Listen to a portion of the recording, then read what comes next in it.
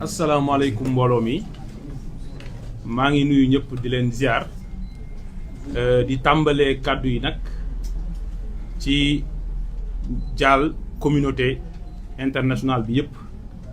ci ñàkk bi ñu ñàkk le pape François mu nekkoon koo xam ne nag il s'est distingué par la défense des causes justes et nobles ñëpp fàttaliku nañu taxawaay bi mu doon am ci question palestinienne mais ñëpp fàttaliku nañu aussi taxawaay bi mu doon am si la crise migratoire à chaque fois mu amoon Europe mu nekk koo xamante ne c'est un vrai humaniste. bu loolu weesoo ñi jàll suñu mbokk communauté layène jàll peuple sénégalais bi mais particulièrement la communauté musulmane ci ñàkk bi ñu ñàkk suñu xalif Serigne Mouhamadou Makhtar Lahi di ñaan yàlla seddal suuf ci kawam yokk ko leer waaye nag ki nga xam ne moo ko wuutu ci communauté layène bi muy Serigne Mouhamadou Lamine Lahi yàlla yombal mission bi mu am pour l'islam waaye yàlla def naal bu mu am pour Sénégal ak pour communauté layène yàlla yombal lépp yàlla yokk ko yàlla taxawu ko waaye nag yàlla yokk ko kàttan wér-gu-yaram te guddal fanam. bu loolu weesoo nag man bi ma déggee Jean Michel dama ne kii moom bu ko taas jàppee moom dootu ko defati di wax ni nag conférence de presse bi solos bi mooy mettre l'accent ci ñaari visage Thierno Alassane Sall bu démb ak Thierno Alassane Sall bu tey parce que Thierno Alassane Sall bu démb ci jëf nañ koy natt Thierno Alassane Sall bu tey ci wax nañ koy tontu te honorable député Guy Marius Sagna dafa am lu muy wax di ko répéter tout le temps mooy jëf mooy nattukaayu dëgg balaa ñuy wax wala balaa ngay wër di wax ne da ngay présenter wu comme le symbole de la probité le symbole de l'intégrité balaa ngay wax ne da ngay incarner les valeurs parce que dans le point de presse on va parler de valeurs li ñu war a xool mooy yow bi ñu la dénkee parce que tu as été aux affaires Jean-Michel l'a dit pendant 5 ans et 5 ans c'est l'équivalent d'un mandat présidentiel ba nga nekkee aux affaires lan nga def il faut que ñu natt ko pour xool ba xam valeurs yi ngay woote tey est-ce que méngoo na mooy le président Ousmane Sonko yàgg a wax le rapport entre le discours et le parcours li ngay wax est-ce que méngoo na ak li ngay jëf c'est extrêmement important kon dinaa ñëw nag ci Thierno Alassane Sall ban rôle la amoon ci pétrole Sénégal bi surtout ci benn transaction bu sulfureuse boo xam ne c'est un véritable scandale scandale yi du benn de moom daal kon bi mu nekkee ministère de l'énergie toje yi amoon na ci sous-secteur de l'électricité mais toje yi amoon na sous-secteur des hydrocarbures mooy alal bi ñu yàlla baaxee ci suufu Sénégal ñëpp wékk ci seen yaakaar muy le pétrole et le gaz du Sénégal ci loolu laay wax ni dinaa ñëw ci démb nag ay fausses nouvelles yoo xam ne daf ko indi maanaam wasaare ay xibaar yu wërul ci ne prix baril pétrole bi wàññeeku na selon moom de 21% ci àdduna bi et que Sénégal pétrole mi ngi fiy ball kon sénégalais yi daal lépp luy produit pétrolier muy gaz bi ñuy utiliser ci kër yi muy gaz butane muy essence muy gasoil muy jet bi avion yi di utiliser muy essence bi bateau yi di utiliser muy courant bi lépp a war a wàññeeku dinaa ñëw ci loolu. bu loolu weesoo nag ñu dimbali ko tuuti defal ko lu ñuy wax consultance gratuite dañ koy defal personal branding ñu jàngatal ko moom profilu Thierno Alassane Sall mooy kan parce que loolu nit da koy soxla de parfois il faut nga remettre sa bopp en cause on va l'aider dans ce sens. alors yéen a ngi fàttaliku ne bi fii le président Abdoulaye Wade nekkee ci veillu élection présidentielle 2019 au mois de janvier dañu signé ay contrat ci pétrole du Sénégal jox ko Petro-Tim muy Kayar offshore profond ak Saint-Louis offshore profond waaye ci jamono jooju amul woon lu ñuy wax décret d'approbation mooy décret biy dëggal contrat bi pour ñu mën a tàmbali liggéey bi te loolu bu amul en réalité amuloo dara yàlla def balaa décret bi ñu koy signé président Abdoulaye Wade daanu président Macky Sall falu contrat boobu nag Macky Sall daal di ko jël signé ko nonobstant le fait que saisiroon na IGE avant rapport IGE di ñëw mu signé ko parce que rakkam moo dugg ci pétrole bi Petro-Tim daal di am ñaari bloc Kayar offshore profond ak Saint-Louis offshore profond ça c'est un rappel historique bloc yooyu nag Petro-Tim daal di ko cédé ku ñuy wax Timis Corporation Timis Corporation nag Frank Timis moo ko moom te moom Petro-Tim gannaaw loolu nag mu am benn opérateur bu ñuy wax Cosmos nga xam ne junior la pétrole dafa am ay entreprises ndaw am ñoo xam ne ay junior la am ñoo xam ne ay major nañ bi Cosmos duggee daal di détenir 60%, Timis Corporation détenir 30%, Petrosen détenir 10% des parts. Retenez bien, 60 pour Cosmos, 30 pour Timis et 10% pour Petrosen qui représente l'État du Sénégal. Alors, bi ñu avancé en 2016 ginnaaw bi Cosmos découvrir gaz ci sudu Mauritanie mu xam ne dina am Sénégal mu ñëw gën a yëngatu Cosmos boobu nag am ku ko jege muy BP daal di nag rapproché wu daal di ne dafa bëgg a dugg ci gazu Sénégal BP nekk entreprise bu ñu xam ci pétrole BP nag war a jënd 60% ci parts yi pour nekk l'opérateur BP bëgg a jënd 30% yi dese woon Timis ak 30% yi dese Cosmos yi Cosmos am ci 60% yi mu am benn xaaju paaru Cosmos. ñu gis ne nag le même ministre de l'énergie buy Thierno Alassane Sall parce que Jean-Michel wax na ko def na 2 ans ci bopp ministère de l'énergie 2 ans li ci xaj bëri na de bi Cosmos bëggee jaay BP Thierno Alassane Sall dafa gaaw daal di ko approuvé waaye bi Timis bëggee jaay BP Thierno Alassane Sall ne dee du ci am ba loolu bokk na ci motif yi tax mu démissionné au-delà du contrat de Total. xañ ma Samba ci même condition yi ne ma Demba warul am dinañ wax lu tax mu xañ ma Samba bëgg a jox ma Demba ci ma Demba lay taxaw xañ boobu mu jox BP wala mu accepté ci condition yoo xam waru ko woon accepté wee noonu moo tax ba mujj gi Timis session daal di jàll te boobu tamit waru woon jàll. lan moo xew li xew mooy secteur pétrolier dafa am code bi nga xam ne moo ko régir ñu wax le code pétrolier ci jamono jooju nag c'est le code pétrolier de 1998 qui était en vigueur aujourd'hui c'est le code pétrolier de 2019 qui est en vigueur donte contrat yi ñu signé sous l'emprise de l'ancien code day continuer di daw ci code boobu noonu en vertu de la stabilisation des clauses mais loolu mën nañ ci bañ a dugg ñu gis ne nag code boobu dafa am lu mu wax dama ko indiwaale parce que man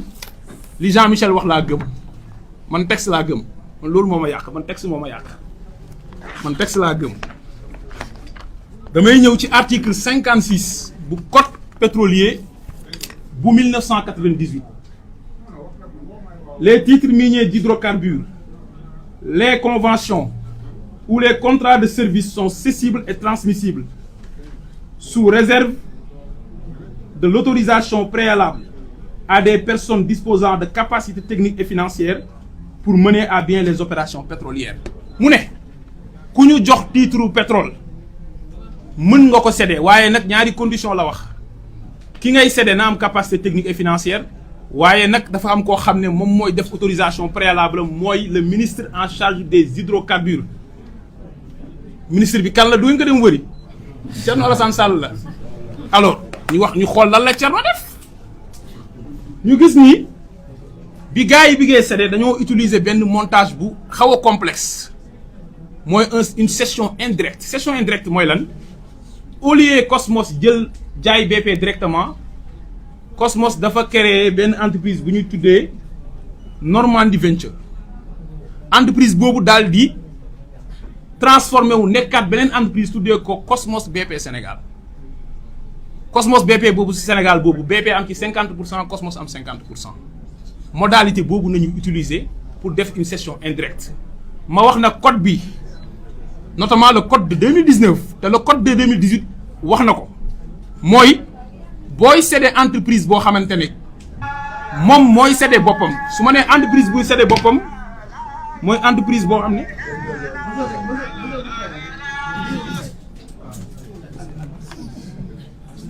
donc ngeen baal ñu pour wax ne booy cédé entreprise boo xam ni moom boppam lay cédé maanaam moom moo am contrôle entreprise bi muy cédé c'est pas subordonné à l'autorisation du ministre da nga koy informer rek waaye nag su fekkee entreprise boobu keneen na ci am contrôle te en l'occurrence BP am na ci contrôle boobu nag dañu jàpp ne yaa ngi jox paari keneen ñu gis ni nag Thierno Alassane Sall daal di ñëw signé donc war nañ ko laaj du tax mu approuvé opération boobu laaj opération boobu nag mu approuvé damay wax ni ñëpp xam nañ ne BP am na capacité technique et financière waaye conditions yi ñu ko approuvé mooy wane ne deful woon li premier ministre wax les due diligence mooy saytu est-ce que lii baax na bu ngeen demee ci droit des biens dafa am nit boo amee bien boo munti am muy immeuble un bien immeuble wala muy bien meuble comme oto bi ngay am c'est un meuble corporel wala nga am droit ci benn société c'est un meuble incorporel wala benn titre c'est un meuble incorporel dafa am ñetti actes yooyu def ci bien les actes d'administration les actes conservatoires ak les actes de disposition acte d'administration mooy bien bi yaa ngi koy utiliser par exemple am nga titre minier d'hydrocarbures ngay exploiter sa pétrole ça c'est un acte d'administration am nga sa kër nga utiliser ko pour dëgg ci usus loolu c'est un acte d'administration ñaareelu acte mooy acte conservatoire mooy ngay def dara pour sauvegarder bien bi acte conservatoire nag laay wax ni boo amee titre minier nga def demande de renouvellement c'est un acte conservatoire waaye acte bi ëpp solo te mu gën a grave li ñuy wax gravité mooy lu rëy ci bien mooy les actes de disposition acte de disposition mooy yaa ngi aliéner les droits sur tout ou partie du bien supposons nga jaay kër gi supposons titre minier bi nga bëgg ko jaay loolu moo tax boo demee ci code pétrolier boo demee ci code minier lépp luy titre minier moo xam ci pétrole la moo xam ci gaz la moo xam ci zircon la moo xam ci fer la ku ñu ko munti jox soo ko bëggee aliéner maanaam nga bëgg ci def un acte de disposition maanaam nga bëgg ko jaay nga bëgg a céder titre bi c'est subordonné à l'autorisation préalable du ministre parce que acte bu grave ngay poser si ñun suñu biens yi nga xam ne ñoo ko moom muy suñu ressources naturelles qui appartiennent au peuple kon ministre boobu nga xam ne ci jamono jooju benn nit lay nekk ci bureau di défendre intérêt Sénégal dafa war a tenir compte que acte bii c'est grave kon balaa may def sama lettre d'approbation dama war a xool est-ce que lii baax na pour intérêt Sénégal loolu nañ gis ne nag Thierno Alassane Sall sàmm ko lu tax ma ne sàmm ko mooy Thierno Alassane Sall fexe na ba Sénégal perte ay milliards fi mu toll nii ci pétrole bi ak ci gaz bi fii ba 2045 waaye fexe na ba ay nit ñeneen am ay 1400 milliards ak ay 6000 milliards ci pétrole du Sénégal et on va le démontrer chiffre à l'appui mooy bi Cosmos di jaay BP parce que bu autorisé woon du jaay du am waaw parce que nag cin bënnul fëqul fan la yax bi jaar léegi nag Thierno Alassane Sall bi mu approuvé loolu BP daf ne kon approuvé nga Cosmos daf ne kon approuvé nga BP di nga ma fay 162 millions de dollars mooy 81 milliards au moins au comptant léegi nga ma koy fay teew mi teew ne leen benn ñaareel bi Cosmos ne BP ci phase exploration bi mooy bu ñuy continuer di gëstu pétrole bi ak ci phase de développement bi da nga may porter samay dépenses à hauteur de 754 millions de dollars muy 377 milliards maanaam li ma waroon dépenser ci toll ci 377 milliards yaa koy dépenser yamuñu foofu Cosmos ne BP bu ñu tàmbalee exploiter ba muy jeex fii ba 2045 bii ñu jëm di nga ma fay ay redevances ay royalties yoo xam ne valeur u 2 milliards de dollars la maanaam lu ëpp 1000 milliards loolu bu ngeen ko calculer mi ngi toll ci 1458 milliards yoo xam ne moom la Cosmos gagné ci opération boobu waaw léegi ki moom pétrole bi moom lan la gagné te ki ko doon défendre mooy Thierno Alassane Sall ki moom pétrole bi mooy Sénégal 0 franc amu ko ci opération boobu lu tax amul 0 franc mooy Thierno Alassane Sall boobu moom ak ministre des finances jamono jooju muy Amadou Ba dama ni plus-value de cession bi ñu waroon demande ci transaction boobu ne Sénégal nañ ko fay taxe parce que dañ la jox bien nga jaay ko am ci xaalis doo ci fay impôt jéemuñu ko recouvrer dañ leen bàyyi ñu dem seen yoon muy benn ñaareel bi Sénégal am na droit de préemption parce que Petrosen am na part ci biir balaa ngay jaay BP bi bokkul ki nekk ci biir bu bëggee jënd moom ngay jaay loolu mooy droit de préemption priorité boobu ñu am su fekkente ne da nga ci renoncer yow état bu la neexee nga laaj ci ay droit bu la neexee nga laaj ci xaalis Thierno Alassane Sall posé wu ci benn acte xam ngeen loolu lu mu ñu jural Petrosen amul benn portage sur les dépenses futures maanaam moom daal mooy supporter boppam dépense loolu moo tax Petrosen bi ngeen gis ci phase de développement bi am na ay dépenses yoo xam ne dafa jël bor yu dul jeex lu toll ci 1 milliard de dollars 800 millions de dollars loo xam ne ci ay dépenses la ak 200 millions yoo xamante ne ci ay bor la ay intérêt ay commission te Thierno Alassane Sall moo tax yamuñu foofu moom moo tax ba Petrosen fii ba 2045 li muy gagné du ëpp 800 millions de dollars maanaam 400 milliards li mu dépensé déjà ëpp na 650 milliards waaye li muy gagné matul sax 400 milliards ci ñeneen ñi ñu ngi am 1458 milliards Thierno Alassane Sall moo def lii ci pétrole Sénégal chiffre à l'appui j'ai cité le code et j'ai cité les faits man li may wax rek le textuel et le factuel texte yi faits yi day yombal waxtaan de day yombal waxtaan moo tax du ñëw débat ak booy bi indil texte yi ak faits yi rek du ñëw de du mus a ñëw parce que miinul texte te du foowee fee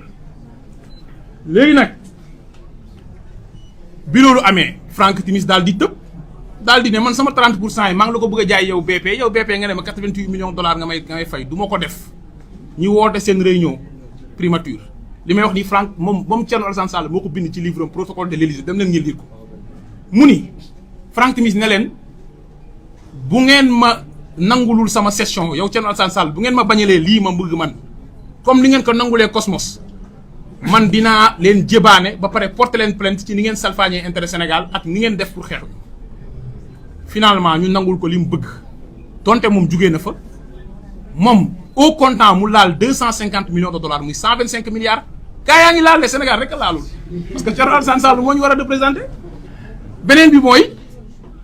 mu négocier royalty yi ne fii ba contrat bi di jeex dinaa laal lu toll 10 milliards de dollars muy 6 000 milliards baatu 6 000 milliards amul fu seen xel di dem mooy 400 milliards parce que dañu jël 6 000 milliards yi divisé woon ko ci nombre d'habitants yu Sénégal am population bi daal di ne sénégalais bu nekkoon war na am 400 000 moo tax seen 400 000 ñaari Sall leen ngeen ko war a laaj bu leen neexee laaj ko Aliou Sall waaw bu leen neexee ngeen laaj ko Thierno Alassane Sall c'est extrêmement important loolu laa bëggoon wax nag ci session boobu am nga xam ne moo ko def te mu ne fang taxaw nag dugg ci bërigo pétrole sol drap bu weex dugg fa def fa 2 ans génn ba léegi dafa weex loolu mën na ne gars yi caaxaan baaxul waaye bu loolu weesoo nag ma ñëw ci li mu wax démb ne prix pétrole wàññeeku na de 21% et que Sénégal léegi dafay raffiner pétrole dafay produire pétrole depuis juin et juillet 2024 kon donc sénégalais yi daal affaire dafa war a wàññeeku si ñoom prix produits pétroliers yi damay wax ni loolu mu wax méngoowul ak dëgg Jean-Michel wax na lu am solo ci facteur endogène yi mooy pétrole bi ñun dañ koy jënd au même prix que ñëpp te ñoom ñoo négocier loolu nag waaye man dinaa ñëw sur les facteurs exogènes facteurs exogènes yi mooy laaj leen ko moom Thierno Alassane Sall l'ex-ministre de l'énergie est-ce que bu prix baril pétrole yokkee ci àdduna bi sénégalais yi dañ leen koy répercuter kenn répercuter wu ko sénégalais yi parce que ñaari modèle moo am le modèle libéral moo am Côte d'Ivoire de bu prix baril pétrole yokkee ñëpp yëg ko ci seen poche seen courant yokku seen gaz yokku seen essence yokku am modèle boo xam ne mooy naan non man damay préserver population yi dama leen yërëm man état maa jël sama loos gàll sama loos ne damay subventionner mbir yi subvention bi mooy lan dafa am lu ñuy wax la structure des prix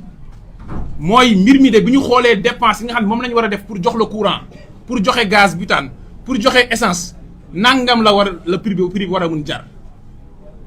régulateur bi muy CRSE daal di ñëw ne lii lay jar lii sénégalais mënuñ ko fay de ñu ne dañu bëgg mu jar 117 francs le kilowattheure état bi ne maa koy supporter man maay compenser lu ñuy wax le mécanisme de la compensation tarifaire loolu nag mécanisme boobu noonu moo tax ba état du Sénégal année bii ñu nekk li muy génnee at bi weesu li mu génnee supporter ko ci subvention ci énergie ëpp na 750 milliards loolu nag li ñuy permettre mooy bu prix baril bi wàññeekoo non du ñu naan Sénégal dañuy wàññi li ci ëpp mooy dañuy jël bu wàññeekoo xaalis boobu ñi war ko am ñu am ko ci économie dañu koy denc ci benn fonds de précaution bu ko defee bu prix bi yokkee ñu mun faire face au choc. Mécanisme de régulation boobu la Sénégal am waa jii woote yërmande ak valeur nee na nañu appliquer modèle boo xam ne bis bu ñu ko appliquer bis bu pétrole jugee ci Sénégalais yi ngeen jàpp seen bopp kooku amul valeur parce que amul yërmande ci askanam. Deuxième mbir mi mooy moom ni muy waxee mooy li Jean-Michel wax da ngay xam ne c'est vraiment de l'inculture et de l'incurie amul xam-xam ancien ministre de l'énergie ngay taxaw ne gouvernement bi moo war a wàññi prix courant. moo war a wàññi prix essence non c'est pas le gouvernement il y a un régulateur indépendant qu'on appelle le CRSE la CRSE c'est la commission de régulation du secteur de l'énergie damay wax ne CRSE boobu nag dinaa ñëw ci wax nan lay liggéeyee ma dem xëcc waa texte yi ñëw teg waaye dinaa wax su waree yokk prix wala mu wàññi prix ci lan lay basé wu ak li Thierno Alassane Sall wax ne 21% fan la ko teg ak lu tax courant ak produit yooyu mu wax mënul woon wàññeeku. bi ci jiitu mooy CRSE loi bi ko régir mooy la loi numéro 2021-32 du 9 juillet 2021 portant création organisation et fixant les attributions de la CRSE waaye buy liggéey pour fixer prix yi dafay appliquer benn décret boo xam ne c'est le décret numéro 2014-1562 du 3 décembre 2014 fixant les modalités de détermination des prix des hydrocarbures raffinés décret boobu lay utiliser. Chaque mois dafay génnee benn décision moom CRSE daal di fixer la structure des prix des produits pétroliers xam nga yan produits lay fixer prix yi dina ko fixer ci pétrole dina ko fixer ci gasoil dina ko fixer ci gasoil bi Senelec di utiliser dina ko fixer ci gaz butane dina ko fixer ci essence ordinaire bi dina ko fixer ci essence bi nga xam ne moom la bateau yi di utiliser dina ko fixer ci super diesel dina ko fixer ci diesel Senelec dina ko fixer ci fuel bi nga xamante ne moom lañuy utiliser ak yeneen produit ci lépp la koy utiliser Thierno Alassane Sall est très superficiel waaye bu waree fixer prix fan lay basé wu dafay fondé wu ci ñetti mbir Jean-Michel wax na ko sànq c'est important première mbir bi muy basé wu mooy pétrole ñaata lay jar ci àdduna bi mooy l'évolution du cours international du pétrole et des produits pétroliers muy benn ñaareel bi mooy mu fixé mu daal di basé wu ci li nga xam ne mooy parité dollar ak CFA xam nga lu tax mu ciy basé wu parce que ñun bu ñu koy jënd à l'étranger dollar dañ koy jëndee bu dollar bi jugee suñu dépense day gën a bëri waaye bu dollar bi wàññeekoo day gën a wàññeeku kon donc day basé wu ci dollar bi Thierno Alassane Sall waxul ci dollar bi fan la toll actuellement. ñetteel bi nag mooy dina basé wu ci tarifu fret bi maanaam bu ñuy transporter produit yooyu tarif bi ñaata la jar parce que tarif boobu nekkul ci suñu loxo ci ñetti éléments yii la ñuy wékku daal di prix fixer prix bi ci benn période de référence def lu ñuy wax le pricing. alors Thierno Alassane Sall daf ne prix baril pétrole dafa wàññeeku de 21% wax leen ko li mu wax mu ngi nekk ci ginnaaw dëgg ma bàyyi leen nag ngeen wax ci li nekk ci ginnaaw dëgg lan lay firi. dama leen di jox statistiques yi prix baril pétrole ci période de référence bi ñu fixé dernière structure des prix yi période de référence bi mooy nekk entre le 24 février 2025 ak le 21 mars 2025 prix baril pétrole mi ngi tolloon ci 76,164 dollars wàññeeku ba 72,188 loolu 3,98 dollars moo ci wàññeeku maanaam moins 3% loo xam ne 3% moo ci wàññeeku nga ne 21% moo ci wàññeeku. nga yokk ko multiplier ko par 7 yéen kooku am na valeur nee na de 21% nee leen ko du dëgg c'est de 3%. Il faut dire la vérité quand on prétend être celui qui symbolise et qui défend les valeurs de la République. Deuxième chose dama koy jox yeneen prix yeneen produits yi pour bu ko defee mu xóotal parce que c'est extrêmement important parce que il est trop superficiel. Le supercarburant de 7%, le gasoil de 6%. Le jet dafa diminuer de 5% et le gaz butane dafa diminuer de 3,5%. gisoo ci prix boo xam ne li mu wàññeeku ëpp na 7%. kon fan nañuy jaar bay wàññi produits pétroliers li wàññeeku dafa néew di waaye waxuma li wàññeeku mais deuxième élément bi ma wax dañuy basé wu mooy dollar bi fu mu toll. ñu gis ne ci même période boobu dollar bi dafa jugee 630 équivalent dollar CFA muy parité bi $1 bi daal di wàcc à 583 yéegaat à 611 waaw dollar bi ngi jug xanaa nag xale yi nekk élémentaire naan tëppa nëmma di 1 bâtonnet 2 bâtonnet di jàng calcul xam nañu ne nag buñ la nee li ngay jëndee 1000 francs léegi jaratul 1000 francs 800 lay jar nga daw di yuuxu ñu ne la 1000 francs bii nag boo koy jënd ci beneen xaalis nga koy jëndee xaalis boo ko weccee ko 1100 francs lay nekk li ngay génnee est-ce que dafa wàññeeku.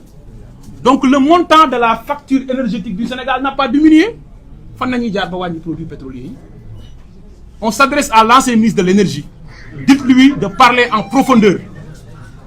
leneen li ci tegu nag mooy ma wax ko ne ko situation bii bu amee li Jean-Michel wax mooy dëgg mooy bu ñu fu nekkee ministre de l'énergie pendant 2 ans posé wul benn acte pour assurer à l'État du Sénégal la souveraineté énergétique. parce que bu ñu amoon souveraineté énergétique moom lay kii di wax facteur exogène yi am ñun dañ ciy mën a prémunir loolu le président de la République Bassirou Diomaye Diakhar Faye ak le premier ministre Ousmane Sonko bëggal Sénégal mooy SAR 2.0 bi muy wax. à l'horizon 2028 ñu fexe ba 100% des produits pétroliers et yi nga xam ne 3 millions de tonnes la ñu fexe ba Sénégal di ko raffiner boppam actuellement 50% rek la mooy 1,5 million. leneen li ci tegu mooy li des dañ koy importer te li des ñi koy importer SAR 30% rek la ciy importer 20% yi dañu bàyyi yeneen major yu koy def ay ñoom Total ay ñoom Vivo Énergie ak ñeneen ak ñeneen même Petrosen TS da koy def. nga gis un ancien ministre de l'énergie tëb rek bàyyi fi lii yëpp xóotalul taxaw di caaxaan naan non 21% ce qui est un mauvais chiffre un faux chiffre non am na rek kon dañu war a wàññi produits pétroliers yi loolu boo koy wax ancien gouvernement yi nga koy def muy jàll mais ñii dañuy sëgg ci dossiers yi ba 4 heures du matin c'est extrêmement important. leneen li ci tegu nag mooy Thierno Alassane Sall posé wul woon kon benn acte pour renforcer la capacité de production de la SAR. Aujourd'hui, même le site qui va abriter le projet SAR 2.0 a été déjà identifié en une seule année. Je félicite le directeur général de la SAR, Habib Diop. Je félicite le ministre de l'énergie, Birame Souleye Diop. loolu mooy liggéey loo deful ci 2 ans ay nit ñi mën ko réussir ci benn at da ngay nangu ne duñu sa morom loolu mooy dëgg. li ci des nag ma ñëw ci personal branding bi ñu analyser nag profilu TAS man partie bi moom gën a neex ci point de presse bi mooy qui est le profil TAS. Le profil Thierno Alassane Sall mooy quelqu'un qui refuse de débattre sur sa gestion. Jean-Michel moo bandi heure bu Thierno Alassane Sall génnee di wax mu génneel ko gestion am tegal ko ñun foofu lañ bëgg a taxaw foofu lañ teg curseur bi de. Thierno Alassane Sall vient débattre sur ta gestion et sur ton bilan qui a été catastrophique à la tête du département de l'énergie, un département vital pour le pays. Parce que nag am na benn économiste bu doon wax ne l'économie c'est de l'énergie transformée. Économie énergie la tey stratégie bi ñu am pour industrialiser le pays à travers l'agenda national de transformation mënuñu ko réussir bu dee amuñu maîtrise sur l'énergie. Thierno Alassane Sall dégg ngeen ko mu ne ñun ñoo woote renégociation des contrats lu tax renégocier wuñ ba léegi da nga koy naan lu tax renégocier wuñu yow tey tojange parce que lan nañ war a renégocier mooy li nga mal négocier nañ war a renégocier da ngay rappeler loolu balaa ngay woote nañ renégocier waaye renégociation yi yéen ñëpp gis ngeen mois d'août bi weesu li musul am ci histoire Sénégal premier ministre installé officiellement ñu woo RTS à la primature la commission d'examen des contrats conclus dans les secteurs stratégiques pétrole mine hydraulique électricité infrastructure ñu xool contrat yi est-ce que jaar na yoon xool ban yoon nañu jaar ba renégocier man mii wax nag maa ngi ci commission boobu kon xam naa li ñu fay liggéey premier ministre wax na ko Sénégal président de la République moo ko njëkk a wax Sénégal dina def tout ba auditer coûts yi parce que boo nee dépensé nga 7 milliards de dollars loolu nañu wax il faut que Sénégal xool est-ce que coûts yi nga wax ne da nga koy dugal ci cost oil bi est-ce que c'est des dépenses exigibles ñaareel bi est-ce que amul ay surcoût est-ce que surestimé woo les coûts deuxième bi Sénégal est-ce que li mu waroon am ci profit bi est-ce que loolu tuutiwul ñetteel bi mooy ñu xool est-ce que Sénégal négocié na ba gaz bi bu ko soxlawee pour les besoins de sa consommation c'est-à-dire de son marché intérieur mu mën a jot ci gaz bi nguur bi fi nekkoon te Thierno Alassane Sall bokkoon fi ñoom la BP bind ne leen parce que contrat yi ñu signé li ñu naan bon na waaye am na benn clause bu ci baax mooy la clause de priorité nationale d'achat mooy bu Sénégal soxlawee pétrole bi wala gaz bi moom la ñuy jaay en priorité mais ñoom BP da leen bind ne leen ñaata ngeen soxla ci gaz bi laaj leen ñoom ñaata nañ tontu sax defuñ ko laa muñ daaru yaa bëri xam-xam tontuwuñ sax yow sa gazu réew ñu ne la yow nga xam ne yow da ngay dem importer ay produits bruts pour di utiliser gaz yi pour sa énergie ñu bind la ne la sëñ bi ñaata nga soxla ci gaz bi tontu sax defoo ko xam nañ lu tax tontu wuñu parce que yeneen mécanisme yi am yi ñuy jaar pour def seeni dóor mécanisme yooyu moo leen gënal Sénégal di jot ci gazam pour yéen sénégalais yi prix courant yomb ku bokkoon ci nguur googu pendant 5 ans nag wax dëgg yàlla tu devais raser les murs. Thierno Alassane Sall kon du débattre sur sa gestion on est tous d'accord sur ça. Deuxième bi mooy moo wax ne Thierno Alassane Sall refuse d'admettre qu'il est comptable du bilan de Macky Sall. Jean-Michel wax na ko Thierno Alassane Sall ci nguuru Macky Sall la bokkoon c'est extrêmement important loolu fu mu dem dañ ko fàttali. beneen bi ci tegu mooy Thierno Alassane Sall est complice de la malgouvernance de Macky Sall bi nga xam ne wax naa ko moo sacrifié intérêt génération future yi fii ba 2045 kon il est complice. li ci tegu nag mooy su ngeen seetloo Thierno Alassane Sall en réalité musul opposé wu ci Macky Sall musul opposé wu xam nga instant mi ngi opposé wu yéen a ngi gis ne mi ngi opposé wu est-ce que amoon na taxawaay boobu ci nguuru Macky Sall. moo tax keroog bi ñuy boycotté assemblée moom dafa ànd dafa ak ñoom point de presse parce que ñoom ñoo mus a ànd Macky Sall ni mu ragalee opposant nga ne opposé wu nga Macky Sall 2017 ba 2024 Macky Sall musul a laal Macky Sall tëj na fi ba tëj fi ay chroniqueur ñoom Pape Ndiaye chroniqueur la rek Serigne Saliou Gueye chroniqueur la rek Pape Alé Niang journaliste bu yoroon benn site la Macky Sall ñooñu sax tëj na leen te duñu ay opposant Macky Sall audible maanaam ngay wax sénégalais yi di la déglu nga koy critiquer da lay tëj. Macky Sall tëj na fi n'importe quel opposant boo xam ne musul sax am parrainage mais Thierno Alassane Sall n'a jamais été inquiété dëkk bi bu guddi jotee ñëppay tëdd mais kenn du nelaw Thierno Alassane Sall ne s'est jamais opposé à Macky Sall c'est ça la vérité. ma wax nag ni kon Thierno Alassane Sall opposition bii mu nekk ñu ngi ko siy ñaanal bon courage waaye stratégie bii mu teg nag. wax dëgg yàlla c'est pas une stratégie boo xam ne c'est bien mûri parce que lan moo tax muy bërti temps yi yëpp ñaar la bi ci jiitu mooy détourner l'attention des Sénégalais ci chantier de reddition des comptes bi nga xam ne mu ngi produire des résultats exceptionnels par le pour judiciaire financier ci quelques semaines ñu mën a recouvrer 15 milliards 300 nit nga traduire leen loolu dafa mës a am ci histoire du Sénégal parce que ñi mu àndoon ak nañu tëj am na koo fi tudd sànq Farba boo àndoon ak Farba ñu tëj Farba kay di nga tiit di nga fexe kay yow jéem a divertir les Sénégalais li nga wax dinañ la ci tontu waaye doo divertir Sénégalais yi loolu moom di nga ko xam. beneen stratégie bi mooy dafa jàpp ne actuellement espace d'opposition bi dafa libre il faut que moom mu ñëw exister parce que kan moo njëkkoon a ñëw nenu